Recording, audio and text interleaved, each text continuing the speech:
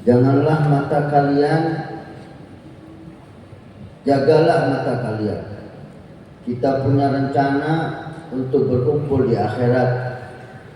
Apakah engkau terhalang dari berkumpul bersama di akhirat atas sebab yang kecil seperti handphone atau pandangan yang hina? Renungkanlah dan fikirkanlah. Janganlah engkau hilangkan perkara yang agung atas sebab hal-hal yang kecil. Janganlah kehilangan kesempatan untuk mendampingi Rasulullah, sang pemberi peringatan dan kabar gembira. Sayyidi Habib Ahmad mengajak kita dan membangunkan semangat kita untuk hal yang besar. Allah beri nikmat mata, Allah beri nikmat telinga, Allah beri nikmat mulut, Allah beri nikmat hati untuk kita bisa mendapatkan hal yang agung. Mata kita bisa memandang wajah Rasul sallallahu alaihi wasallam. Telinga kita bisa mendengarkan suara Rasul sallallahu alaihi wasallam. Hati kita bisa bersambung dengan Rasul sallallahu alaihi wasallam. Allah dalam Al-Quran berfirman, "Wala taqfu ma laysa laka bihi 'ilm. Inna sam'a wal basara wal fu'ada kullu ulaika kana anhu mas'ul." Jangan kalian bicara apa yang kalian tidak tahu. Tadi sudah disinggung oleh Habib kita yang tampan. Jangan bicara yang kita tidak paham. Syaitan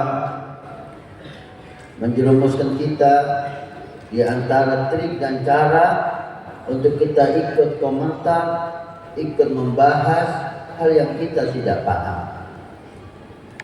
Serahkan semua kepada ahlinya. Hendaknya kalian dan kita selalu mengatakan no comment, no as-sukut selamat. Diam itu selamat, diam itu selamat. Yang sampean Anda, ibu-ibu, bapak-bapak dan semua yang hadir, adakah yang akan menyalahkan Anda? Tidak ada. Dan Anda diam. Saya yang akan disalahkan karena saya bicara. Saya yang bisa salah karena saya bicara. Anda diam, Anda tidak akan salah. Apalagi udah diam, tidur lagi, udah selesai. Karena lapar tadi kata beliau, tapi lapar bisa hilang karena Nabi Muhammad sallallahu alaihi wasallam.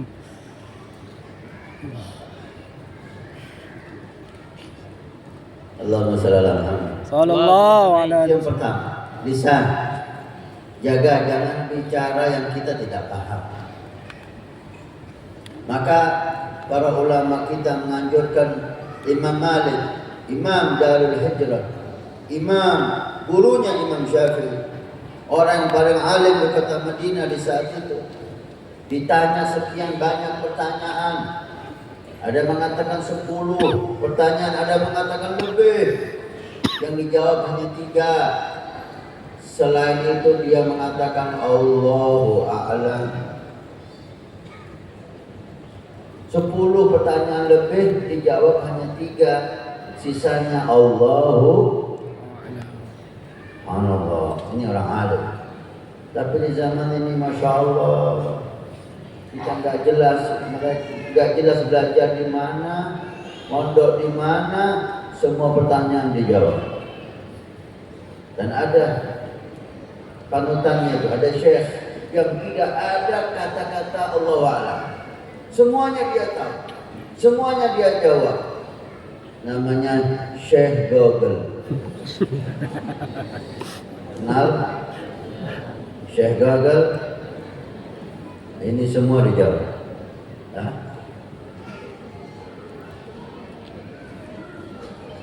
Jangan mengambil kebenaran dari Syekh gagal. Syekh gagal, Syekh yang tidak bisa ditanggungjawabkan, ilmunya tidak bersanad. Boleh kita ambil tambahan maklumat, nama sahabat, ayat Quran mungkin, keterusan hadis Nabi mungkin, tapi al-haq wal batil, benar dan salah, jangan ambil dari Syekh gagal. Ambil dari Habib Mahdi, ambil dari guru kita Syekh Azri. Wala taqfu ma laysa laka bihi ilm. Paham? Yang kedua, inna sama wal basar wal fuad. Sayyidi Habib Umar menjelaskan tentang ini. Bagaimana hati menjadi tempat yang utama dan dimulai oleh Allah dengan as-sama' wal basar, baru wal fuad. Pendengaran dan penglihatan, baru hati. Kenapa? Habib Abdullah Al-Haddad dalam kitab Adab Sulukul Murid, beliau mengatakan hati ini tempat dilihatnya oleh Allah yang perlu kita jaga, dan hanya ada 2 pintu yang bisa masuk ke hati. Pintu pertama, pendengaran. Semua yang kita dengar masuk ke hati kita. Yang kedua, penglihatan. Semua yang kita lihat masuk ke hati kita. Maka jangan kita dengar kecuali yang baik. Jangan kita lihat kecuali yang baik. Jika kita dengar yang baik, kita lihat yang baik, maka kebaikan itu akan mempengaruhi hati kita menjadilah hati yang baik. Jika hati baik, kita salahat sairul jasad, maka semua anggota badan akan baik. Salawat kepada Nabi, ini pendengar suara yang baik, dan itu membuat hati bercahaya. Majlis ilmu, Al-Quranul Karim, itu yang akan mewarnai hati kita. Memandang wajah para ulama kita, memandang wajah para guru-guru kita, itu yang membuat hati indah. Saya ketika datang duduk, langsung di depan saya ada buku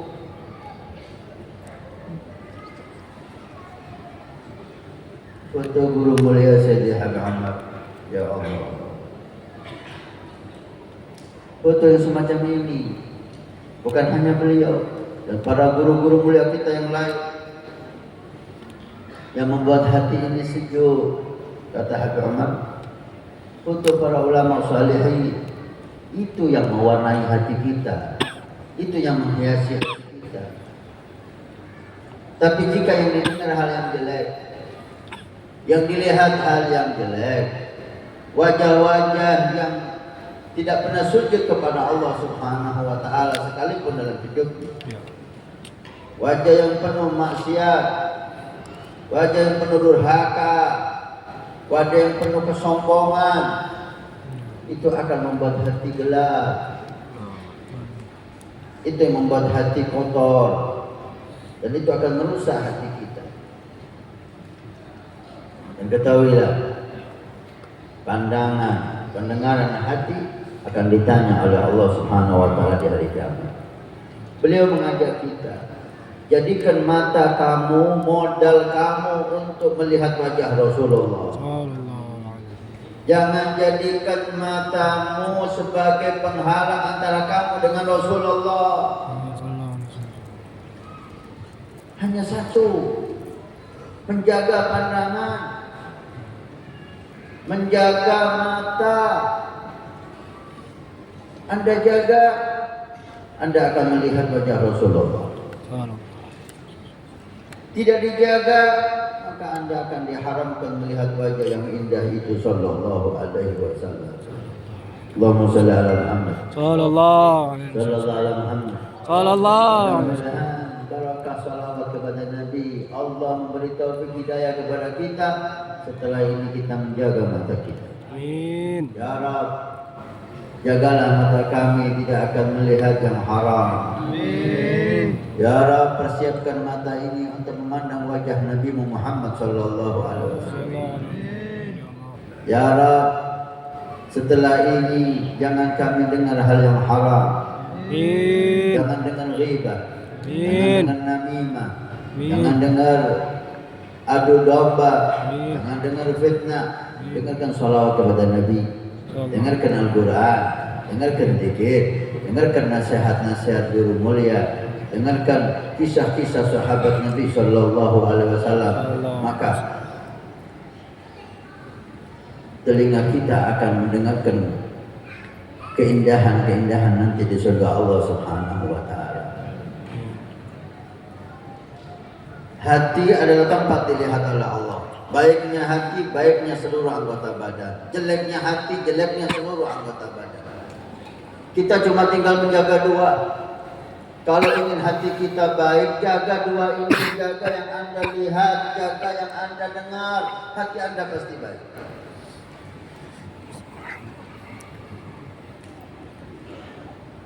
Jika kita tidak menjaga mata kita, tidak menjaga telinga kita, melihat apa yang kita mau, itu haram, itu jelek. Mendengar apa yang kita mau, itu ghibah, itu namimah. Maka jangan salahkan hati yang kotor. Otomatis hati akan kotor, sulit untuk dibersihkan. Karena hati itu suratut ta'athur, cepat terpengaruh dengan yang baik atau dengan jelek. Kalau sudah ta'athur, kalau sudah terpengaruh, sulit itu dirubah. Kadang-kadang kita sholat teringat apa yang kita lihat. Betul. Betul. Sujud kepada Allah, ingat apa yang kita lihat. Kenapa? Udah nempel di hati, sulit dihilangkan.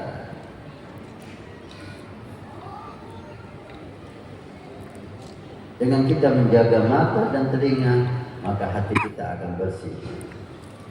Disinilah perlunya media seperti acara ini di live. Dan ada seperti tadi dikatakan TV Al-Wafatari. Ini sarana untuk menjaga mata dan telinga kita. Minimal ada pilihan. Mau lihat yang baik, nih. Mau lihat yang jelek, terserah. Kita berikan pilihan kepada umat. Walhamdulillah, setelah TV Al-Wafatari yang dibuat oleh santri-santri Sayyidi Habib Omar, sekarang bulan ini alhamdulillah udah ada aplikasi namanya Wafa TV. Namanya apa? Wafa TV. Wafa TV. Gak pakai al. Wafa TV di HP Android maupun iPhone.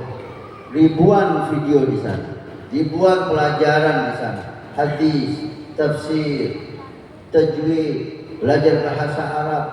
Insya Allah semua ilmu dari guru-guru mulia kita, baik Sayyidi Habib Omar atau ulama Indonesia, dari kalangan kiai, dari kalangan guru maupun habaib, dan juga ulama Malaysia. Wah, insya Allah kita udah bicara nanti jurusnya Habib Mahdi akan kita masukkan di aplikasi itu. Satu aplikasi untuk semua. Ada pelajaran, bahkan ada khusus untuk perempuan Anissa, Ustazah Halimah dan ustazah-ustazah yang lain. Ada film-film animasi, kita kerjasama sama Nurflik dan yang lain. Ada masak-memasak Bu. Ibu-ibu ini yang nggak bisa masak, bisa masak. Suaminya dibeliin terus di warung. Download aplikasi Wafa TV dan di situ ada pelajaran masak-memasak. Satu aplikasi dan ada juga maktabah atau perpustakaan. Jadi kita ingin masukkan nasihat-nasihat ini ke Wafa TV. Satu untuk semua jadi satu. Dan ada TV Al-Wafa Karim di dalamnya. Bisa nonton TV Al-Wafa Karim 24 jam melalui aplikasi tersebut. Ini pilihan untuk kita melihat yang baik, melihat guru-guru mulia, guru-guru yang bersanad, guru-guru yang mengajak kita untuk dekat kepada Allah, untuk dekat kepada Rasulullah. Karena ada guru, ketika kita duduk dengan mereka semakin jauh dari Allah. Ketika kita dengar nasihatnya semakin jauh dari Rasul, semakin benci umat Nabi Muhammad, semakin tumbuh suudzon, buruk sangka dan merendahkan orang lain. Ini guru temannya Syekh Gobel.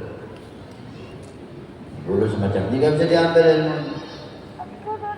Ditampilkan di Wafa TV guru-guru yang membuat kita semakin dekat dengan Allah dan Rasul. Mudah-mudahan jadi manfaat. Dan sudah banyak masyarakat Indonesia dan Malaysia yang sudah mendownload. Maka yang hadir di sini jangan pulang kecuali download duluan. Mudah-mudahan berkah insyaallah. Amin. Hadirin hadirat yang dimuliakan oleh Allah Subhanahu wa taala. Kesempatan kita hanya sekali. Allah memberi kesempatan kita untuk memandang wajah Nabi Muhammad di dunia inilah. Allah memberi kesempatan kita untuk masuk ke surga, tempatnya di dunia ini. Ad-dunya mazra'atul akhirah. Dunia ini adalah lahan kita untuk menanam, untuk kita panen di hari kiamat. Tadi bagaimana Sayyidina Abu Bakar Siddiq bersama Nabi SAW. Kita baca tadi 3 hari Sayyidina Abu Bakar bersama Nabi di Gua ketika hijrah. Cintanya Sayyidina Abu Bakar kepada Rasulullah SAW tidak hanya lapar hilang, tapi rasa sakit hilang dan ditahan. Masuk ke gua. Nabi SAW capek, letih. Beliau mencari batu untuk tidur, dijadikan bantal. Di gua gak ada sleeping bed, gak ada babut, gak ada alas, gak ada AC. Gua manusia yang paling mulia Rasulullah Muhammad tidur di sana. Untuk apa? Supaya agama ini sampai ke kita. Sayyidina Abu Bakar menawarkan kakinya untuk Nabi tidur di pangkuannya. Hanian dia Abu Bakar. Beruntung Sayyidina Abu Bakar. Kepala yang istimewa tidur di pangkuan beliau. Setelah Nabi tidur, Sayyidina Abu Bakar berusaha menutup lubang-lubang. Ada riwayat sebelum Nabi masuk, Sayyidina Abu Bakar masuk dulu dan menutup lubang-lubang yang ada di gua. Dikhawatirkan ada binatang yang berbisa seperti ular, ditutuplah dengan kain oleh Sayyidina Abu Bakar. Semua lubang tertutup, tinggal satu lubang, kain sudah habis.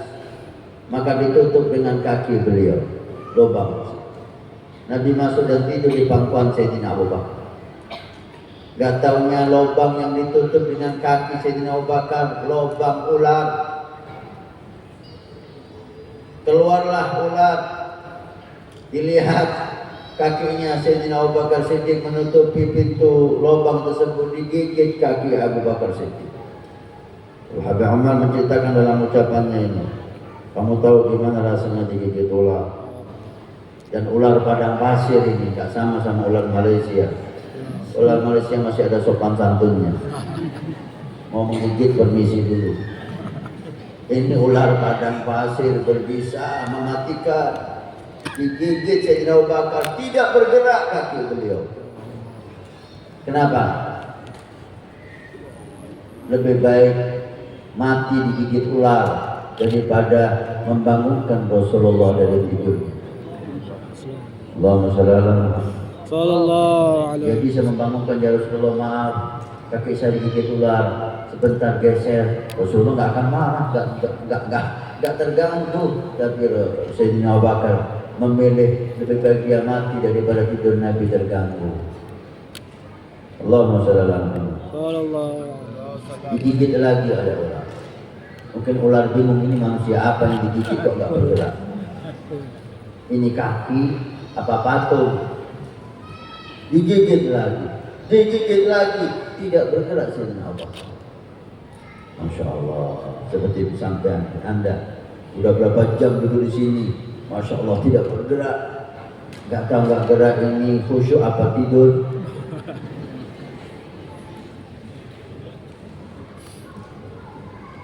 Kalau dikatakan lapar tadi, ya guru, bilang rasa lapar, sama kita juga belum makan. Digigit dan digigit, Sayyidina Abu Bakar bisa tahan, tapi air mata tidak bisa ditahan. Keluarlah air mata Sayyidina Abu Bakar, menetes di wajah Nabi Muhammad. Terbangun Rasulullah, Maliki ya Abu Bakar. Apa yang membuat kamu menangis wahai Abu Bakar? Kalau ya Rasulullah, kaki saya digigit ular. Dilihat beberapa gigitan. Kenapa kamu nggak ngomong dari awal Abu Bakar? Kalau saya nggak mau membangunkan engkau dalam keadaan tidur ya Rasulullah. Diusap dengan ludah Nabi Muhammad, langsung sembuh seakan-akan tidak terkena gigitan apapun. Sallallahu alaihi wasallam. Demikian cinta mereka kepada Rasulullah. Setelah mereka Sayyidina Imam Malik, beliau kalau mau ngajar hadis Nabi di kota Madinah, beliau ngajar di samping makam Nabi Muhammad. Sebelum ngajar beliau mandi, pakai baju yang paling bagus, kemudian pakai gahru, wangi, bersih, barulah beliau mengajar an fulan an sahib hadal tariq, dari yang ada di makam ini Rasulullah SAW. Suatu saat ketika beliau membaca hadis Nabi, ada kalajengking, apa kata orang sama kalajengking masuk ke dalam baju dan menggigit. Beliau waktu itu membaca hadis Nabi yang cukup panjang, tidak bergerak, digigit kalajengking, bukan semut. Kita sholat gigit semut, batal sholatnya. Semut, ini kalajengking. Sekali digigit, dua kali, tetap merah wajah beliau.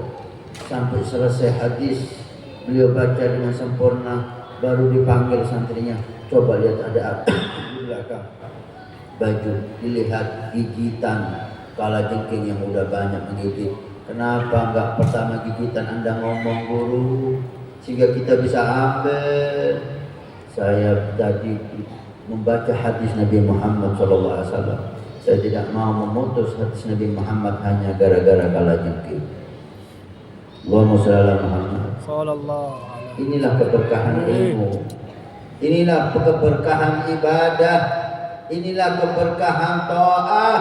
Karena di hati mereka ada ta'zim, keagungan kepada Nabi Muhammad SAW.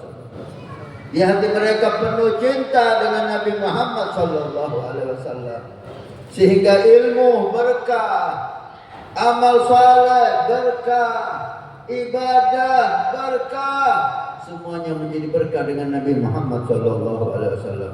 Mudah-mudahan festival sunnah ini mengundang kita kepada Nabi Muhammad, insyaallah, membangunkan kita kembali, menambah cinta kita kepada Rasulullah Muhammad sallallahu alaihi wasallam, sehingga cinta ini yang membuat kita taat kepada Nabi. Dengan cinta ini kita mudah menjaga mata kita dari yang haram. Dengan cinta ini kita mudah menjaga mulut kita untuk bicara haram. Dengan cinta ini kita mudah menjaga telinga kita untuk tidak mau mendengarkan yang haram. Dengan cinta ini kita mudah untuk taat kepada Allah Subhanahu wa taala. Jadilah penuhi hati kita dengan cinta kepada Nabi, maka semua yang sulit kita tinggalkan akan mudah untuk kita tinggalkan. Yang sulit kita lakukan dari taat akan mudah bisa kita lakukan. Semuanya dengan cinta kepada Nabi sallallahu alaihi wasallam. Jazakallahu khair. Terima kasih akhirnya Ustaz Khairul Nizam dan para panitia dan yang mendukung dan yang ikut serta membiayai dan yang hadir acara festival salawat. Mudah-mudahan ini menjadi amal saleh yang membuat mereka mulia dunia akhirat. Ini menjadi amal saleh yang membuat mereka mendapatkan syafaat Rasul dunia akhirat. Ini amal saleh yang mengundang rahmat Allah dunia akhirat. Amal saleh yang membuat mereka masuk surga bersama baginda Nabi Muhammad. Dan yang hadir dari hari pertama dan sampai saat ini yang terakhir, mudah-mudahan Allah jadikan kalian semua umat Nabi yang dibanggakan oleh Nabi. Hani'an lakum, beruntung kalian semua. Di luar sana seperti yang kita dengar tadi itu banyak yang hadir konser ini, konser itu dan seterusnya. Pergi jauh untuk menghadirinya, untuk bertemu dengan bintang filmnya. Kalian datang ke sini untuk salawat kepada Nabi Muhammad, untuk mendengarkan kisah-kisah Nabi Muhammad. Ketahuilah insya Allah orang yang cinta Nabi tidak akan sia-sia. Pulang membawa berkah, pulang membawa syafaat, pulang membawa keindahan, pulang membawa keberkahan dunia akhirat. Amin ya rabbal alamin. Mudah-mudahan tahun depan menjadi lebih berkah lagi, lebih makmur lagi, lebih hebat lagi. Dan buku yang akan launching hari ini insya Allah 360 nasihat Sayyidi Habib Umar, mudah-mudahan menjadi nasihat yang membawa kita manfaat dunia akhirat, sehingga membuat kita lebih dekat dengan Allah, lebih dekat dengan Rasul sallallahu alaihi wasallam. Rabbana taqabbal minna innaka antas samiul alim wa tub alaina innaka antat tawwabur rahim. Wa sallallahu ala sayyidina Muhammad. Alhamdulillahi rabbil alamin. Wassalamualaikum warahmatullahi wabarakatuh. Jangan lupa